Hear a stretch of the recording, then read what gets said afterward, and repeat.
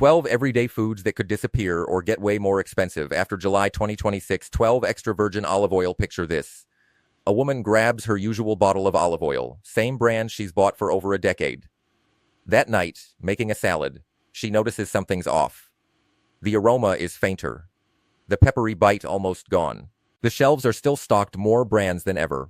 Actually, but genuinely, high-quality olive oil is getting harder to find. The cause is thousands of miles away. Prolonged droughts across Spain, Italy, and other major olive-growing regions have crushed harvests. Producers are left with two options: raise prices or stretch what they have. That's why so many people feel like their go-to bottle just isn't the same anymore. A 500 ml bottle that used to run $8, $10 is now commonly $18, $20. And it's not just a cooking oil, it's the backbone of the Mediterranean diet, prized for heart-healthy fats and antioxidants. One tip: don't store your bottle next to the stove. Heat and light break it down fast. Keep it cool, dark, and sealed. The oil itself isn't vanishing yet, but the confidence that today's bottle matches yesterday's might be. 11 Jasmine and Basmati rice big 20 and 25-pound bags of premium rice are quietly shrinking off shelves, replaced by smaller bags at a much higher price per pound. Most shoppers haven't even clocked it. But a 20-pound bag used to deliver over 30,000 calories and formed the base of dozens of meals, soups, stews, rice bowls, budget stretchers. The squeeze is coming from every direction. India's export restrictions to protect its own supply, Thailand's ongoing drought and rising costs. Retailers respond by trimming bag sizes to protect margins. So the rice is technically still there, it's the value per dollar that's disappearing. A 20-pound bag once cost $12, $15. Now shoppers pay close to that for a fraction of the rice. Moisture is rice's real enemy. Don't store it in a hot garage. Transfer it to airtight, food-grade containers, and a few bay leaves tossed in can help keep bugs away naturally. 10 budget canned tuna and salmon. Canned seafood has always been the protein hack. $1 to $2 for 20-25 grams of shelf-stable protein that lasts for years without refrigeration. Retirees and budget-minded families have leaned on it forever. But fuel, processing, and transport costs are all climbing, and tighter fishing quotas worldwide are adding pressure. The fish is still getting caught. The shelves are still full. What's vanishing is the cheap end of the shelf. A can that used to cost $1, $2 is pushing past $3, with some brands nearing $3.50. Store cans in a cool, dry, stable spot, not a hot garage, since prolonged heat quietly degrades quality faster than most people expect. The real loss here isn't the product, it's the ability to stretch a few dollars into real protein. 9 unsweetened plant milks. Walk down the plant milk aisle and it looks like abundance: almond, oat, cashew, coconut, dozens of options. But the unsweetened versions, the ones people managing diabetes or watching sugar intake actually need, take up a shrinking sliver of shelf space. Demand keeps rising, and so do prices. A carton that used to cost $2, $3 is edging toward $4, $5. Worth knowing, a lot of commercial plant milks are mostly water, with a surprisingly small amount of actual nuts. That's part of why more people are making their own oat milk at home with basic pantry ingredients. One mistake: to avoid opening several cartons at once. Once opened, they need refrigeration and a short use window. Keeping dry oats on hand gives you more flexibility and control. 8 almond flour. A bag, under a pound, used to run about $7. Now it's closer to $13. For low-carb, keto, and diabetic households, this isn't a fad ingredient, it's a staple in everyday breads and baked goods. The bottleneck is water. California grows the vast majority of the world's almonds, and it's also facing serious water pressure. A single almond can take roughly a gallon of water to grow.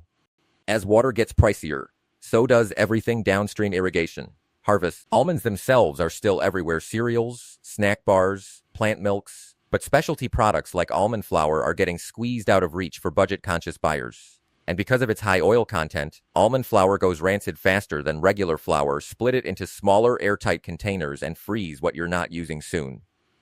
7 pure tomato paste and puree. A small can of tomato paste is the quiet foundation of pasta sauce, pizza sauce, soups, and stews. Cheap, versatile, and a pantry staple in millions of homes. The shelves are still packed with options. What's shifting is what's actually inside the can. California grows most of the country's processing tomatoes, and repeated heat waves and unpredictable weather have hit yields hard. As costs rise, manufacturers look for ways to cut corners, added starches, sugars, and flavor enhancers to fake thickness and taste on the cheap. Same can, same label, different product. Before buying, check the can itself. Not just the date swelling, leaking, or dents near the seams are red flags regardless of the expiration date. Pure tomato products made from exactly what the label says are becoming the exception, not the rule. 6. Premium durum wheat pasta. Not all pasta is created equal. Durum wheat has more protein than standard wheat, which is why good pasta holds its bite and doesn't turn to mush. It's also one of the most efficient pantry staples out there, cheap, shelf-stable for years, and endlessly stretchable with sauce, vegetables, or a little meat. But severe drought across major durum growing regions in North America has cut yields, and farming costs keep climbing. Manufacturers are stuck choosing between raising prices or cutting ingredient quality, and usually it's quality that slips first. Boxes that used to run $1.52 are now $3, $4, and a growing share of the same pasta just doesn't cook up the way it used to. Moisture is the enemy here too. Don't leave pasta in its paper packaging in a warm, humid space. Move it into airtight containers to protect both shelf life and texture. 5. Raw, unfiltered honey. Honey barely spoils. Archaeologists have found edible honey in ancient Egyptian tombs. If you open a jar and see white or pale crystals forming at the bottom, that's not spoilage. It's often a sign the honey is raw and minimally processed. But beekeeping is under real strain. Unpredictable weather, disease, and shrinking habitat are hitting colonies hard, on top of rising production and transport costs. Shelves aren't going empty, they're filling with more heavily processed blended honey instead, while the raw stuff gets harder to find. Prices have moved from roughly $8, $10 a bottle to $15, $20. Skip the fridge. Cold actually speeds up crystallization. If your honey crystallizes, a warm water bath around 104 F will dissolve the crystals right back. Honey isn't disappearing, but the kind that lasts generations without losing its character is getting scarcer. 4. Pure cocoa powder and dark chocolate. Chocolate seems to be everywhere. Candy aisles, ice cream, cookies, cereal, dessert after dessert. But look closer, and the pattern from every item on this list repeats itself. Plenty of chocolate-flavored products, far less pure cocoa. Cocoa farming is concentrated in West Africa, where extreme heat, crop disease, and aging trees have hammered yields for several years running. As raw cocoa gets scarcer and pricier, many manufacturers quietly cut the actual cocoa content, leaning more on sugar, vegetable fats, and flavoring to keep costs down and shelves stocked. The bar looks the same. The ingredient list tells a different story.